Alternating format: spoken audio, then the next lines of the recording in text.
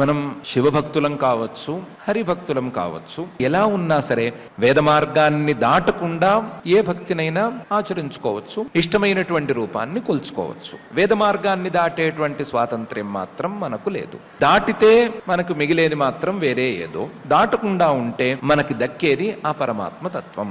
మనకు ఎన్నో గొప్పదనాలు రావచ్చు, ఎన్నెన్నో విశేషాలు కలగవచ్చు, కానీ దానివలన గర్వం పెంచుకోవటం అనేది అనవసరమైన పని.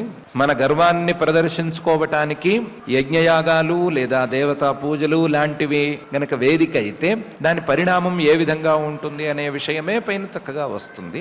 కాబట్టి ముందు జాగ్రత్త చర్యలలో భాగంగా మనం ఇలాంటి పనులకు వెళ్ళకూడదు అని నిర్ణయించుకుని ఈ వేద ప్రతిపాద్యమైనటువంటి యజ్ఞయాగాది క్రతువులన్నీ కూడా వేద మార్గం మీద శ్రద్ధతో, పరమేశ్వర భక్తితో, శ్రీహరి భక్తితో ఆచరించుకుని మనల్ని మనం అభివృద్ధికి తీసుకెళ్లేటువంటి దారిని చూసుకుందాం.